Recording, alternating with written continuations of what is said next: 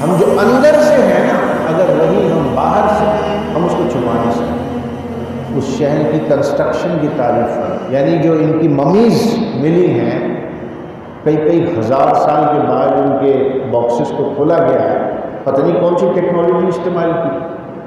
ہم سمجھتے ہیں ہم بڑے ترقی یافتہ ہیں، تو ہمیں آپ کی مثالیں دی ہیں اللہ نے، اور ان کے شہروں کو کہا جاؤ جا کے دیکھو ذرا، ان کے شہروں کو دیکھ کے انسان حیران رہ جاتا ہے۔ تو یہ قد میں بھی بڑے تھے اور ان کی زندگیاں بھی طویل تھیں، یہ کہ ان کے قد بڑے لمبے تھے، بہت لمبے لمبے لوگ تھے۔ وہ حاصل کر رہے ہیں، اب اس کا آگے فیضان کس طریقے سے معاشرے میں جانا ہے، یہ اصل چیز ہے۔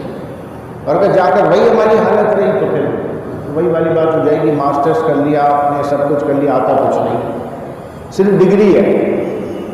ڈگری کچھ نہیں کرتی، اسپیشلی آپ کا عمل۔ دیکھیں،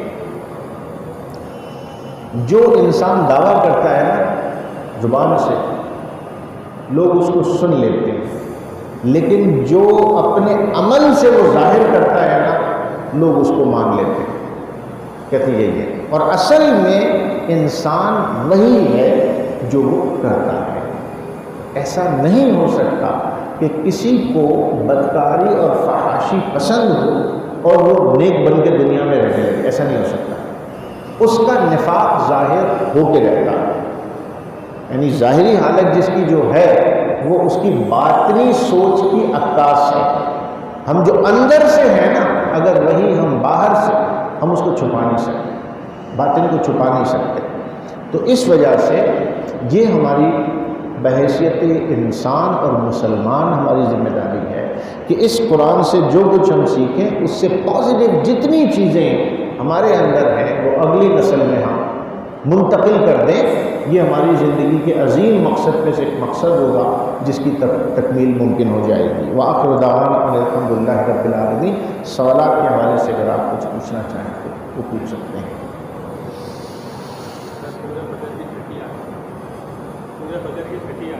جی جی، 7ویں آیت ہے، ارم ذات العماد التی لم یخلق مثلها فی البلاد وثمود الذین جابوا الصخر بالواد وفرعون ذی الاوتاد۔ اچھا، دیکھیں یہاں پہ جو اللہ تبارک و تعالیٰ نے بیسکلی ذکر فرمایا وہ ایک شہر کا ذکر فرمایا، ارم جس کا نام تھا، اور یہ شہر جو ہے اس کی تعریف فرمائی، اور فرمایا کہ جیسی فن تعمیر کبھی نہیں ہوئی، یعنی اللہ نے ان کی فن تعمیر کی تعریف فرمائی، اس شہر کی کنسٹرکشن کی تعریف فرمائی، یعنی خالق جس کی تعریف فرما دے تو کیسا ہوگا، کیسا ہوگا۔ تو ایک جگہ تو میں نے پڑھا کہ یہ بیبلونیا میں تھا، بیبلونیا میں تھا، یعنی عراق جو آج جگہ ہے، اس کے قدیم زمانوں میں بابل شہر تھا، نینوا اور بابل، تو وہاں کے شہروں میں سے ایک شہر تھا۔ اور یہ قومیں، میں نے کل بھی آپ کو عرض کیا کہ قرآن مجید فرقان حمید نے ان قوموں کا ذکر کیا، ان نبیوں کا ذکر کیا کہ جہاں جہاں اللہ کے نبی تشریف لائے تھے اور وہاں کے لوگ جن لوگوں سے تاریخی طور پہ مانوس تھے، جانتے تھے، وہاں کا ذکر کیا۔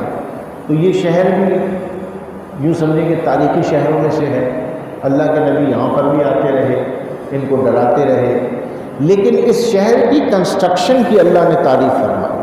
ٹھیک ہے نا، رب فرماتا ہے کیا تم نے نہیں دیکھا تمہارے رب نے عاد کے ساتھ کیسا کیا، جو قوم عاد تھی، ارم ذات العماد، اور یہ ارم حد سے زیادہ طول والے تھے، ٹھیک ہے، التی لم یخلق مثلها فی البلاد، کہ ان جیسا شہروں میں پیدا نہ ہوا ہو۔ اللہ نے کہا وہ جیسا شہر ہی نہیں بنا تھا۔ اب یہ جو آپ کہہ رہے ہیں نا ارم ذات العماد، عماد کے معنی اگر آپ جاننا چاہ رہے ہیں کہ ارم حد سے زیادہ طول والے، اس میں جو تفاصیر آئیں کہ یہ کہ ان کے قد بڑے لمبے تھے، بہت لمبے لمبے لوگ تھے، اور جو شہر انہوں نے ارم بنایا تھا، کہتے وہیں پہ جو تھا وہ ہینگنگ گارڈن آف بیبیلونیا، ایک ایسا باغ بنایا تھا جو ہوا میں معلق تھا، ہوا میں معلق تھا، ارم اس میں ایک باغ تھا وہ ہوا میں معلق تھا، تو اور اس میں پتہ نہیں کون سی ٹیکنالوجی استعمال کی.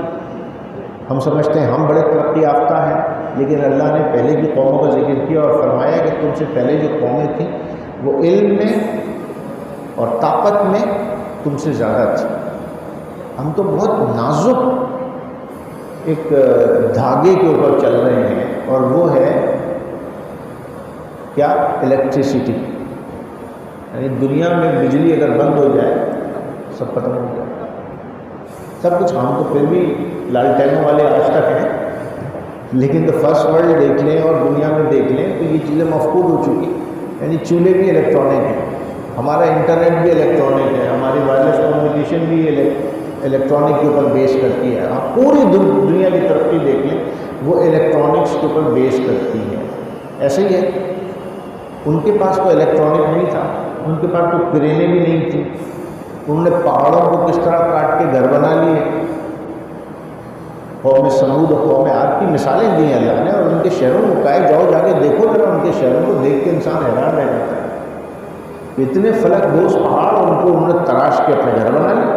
اسی طرح یہ جو بیبیلونیا میں تھا، ہینگنگ گارڈن آف بیبیلونیا، یہ دنیا کے عجائبات میں سے ایک عجوبہ تھا. یہ کیسے بنا لیا ہینگنگ گارڈن آف بیبیلونیا؟ تو اس میں یقیناً کوئی گریویٹیشنل ٹیکنیک ایسی استعمال ہوئی ہوگی. پھر کچھ نے اس کے اوپر ڈاکومنٹریز بھی بنائی، مطلب اس کو ری میک کیا. وہ چیز تو آج موجود نہیں ہے ہینگنگ گارڈن آف بیبیلونیا، لیکن انہوں نے سوچا کیسے بنا ہوا ہو، تو انہوں نے کچھ چیزوں کو ڈرامیٹائز کر کے بتایا. کچھ نے کہا کہ نہیں وہ ایک بہت بڑا ٹکڑا ایسا تھا جو کسی مضبوط چیز سے لٹکایا ہوا تھا، اسی کے اوپر پھول پودے بھی تھے، باغ بھی پورا بنا ہوا تھا، وہ لٹکا ہوا تھا. لیکن یہ لوگ بڑے طویل القامت تھے. اور آپ مصر کو دیکھ لیں، بابل کو دیکھ لیں، یہ کیمسٹری میں اتنے زیادہ آگے تھے کہ دنیا آج تک وہاں نہیں پہنچ سکی کیمسٹری میں. یعنی جو ان کی ممیز ملی ہیں کئی ہزار سال کے بعد ان کے باکسز کو کھولا گیا ہے، تو کہا جیسے ہم نے کھولا تو کچھ پھول کی پتیاں تر و تازہ تھیں، اور جیسے اس کو کھولا ہے وہ فوراً ہی ختم ہو گیا، ہوا جیسی لگی ہے. پھر ممیز کو جو مسالہ لگا کے رکھتے تھے وہ کون کون سے کیمیکل کا استعمال کرتے تھے کہ کئی سو سال تک وہ ویسے رہتے. بھئی فرعون کی لاش کو تو اللہ نے محفوظ کر دیا نا، لیکن جو ان کی ممیز نکلتی ہیں آج بھی اس میں جو کیمیکلز یوز کیے ہیں، یعنی مصر کے قوم کیمسٹری میں بہت آگے تھی. اس طرح ارم کے لوگ جو تھے وہ کنسٹرکشن میں، قوم عاد اور قوم سمود کنسٹرکشن میں بہت آگے تھی. کسی مشینری کے نہ ہونے کے باوجود انہوں نے ایسی تعمیر کر دی کہ اللہ نے ان کے شہر کی تعریف کر دی. یعنی وہ خلاق، وہ بنانے والا کہ جس سے خوبصورت کوئی چیز بنا نہیں سکتا، اللہ سے زیادہ تو کوئی نہیں بنا سکتا، اور وہ بنانے والا اگر تعریف کرے. یہ ایسے ہی ہے کہ کوئی ماہر انجینئر آ کے آپ کے بنائے ہوئے گھر کی تعریف کرے کہ واہ بھائی ایسا گھر تو میں نے کبھی نہیں دیکھا، تو آپ تو کہیں گے یہ تو میرے لیے سرٹیفکیٹ ہے کہ یار اتنے بڑے ماہر آدمی نے میری بنائی ہوئی چیز کی تعریف کر دی، اس کو کوئی ڈیفیکٹ ایسا نظر نہیں آیا اس کو. تو اللہ نے یہاں پہ ذات ان کی بات کی، ارم ذات العماد التی لم یخلق مثلها. There is not any example of the city like this Iram جیسا کوئی شہر بنا ہی نہیں. اللہ یہ فرما رہا ہے، تو کیا ان کی فن تعمیر ہوگی جس کی اللہ نے تعریف فرمائی؟ اور ظاہر سی بات ہے کہ یہ تو بات حقیقت ہے کہ پرانی قوموں کے لوگ جیسے جیسے وقت گزرتا گیا ان کے قد کاٹ میں فرق آتا ہے. تو یہ قد میں بھی بڑے تھے اور ان کی زندگیاں بھی طویل تھیں، دونوں چیزیں تھیں. لیکن اس کے ساتھ ساتھ اللہ نے ان کو بڑا علم دیا تھا، بڑی طاقت دی تھی، اور یہ اس پر جو تھے اکڑتے تھے. اور اللہ نے بار بار ان قوموں کا ذکر کیا کہ جاؤ جا کے دیکھو قوم عاد کو، قوم سمود کو بالخصوص، کہ یہ تو بڑی طاقتور قومیں تھیں. یہ کہتی تھی ہمیں کیا چیز ختم کر پہاڑوں میں ہم نے گھر بنا لیا، کون سی چیز ہمیں نقصان پہنچا سکے؟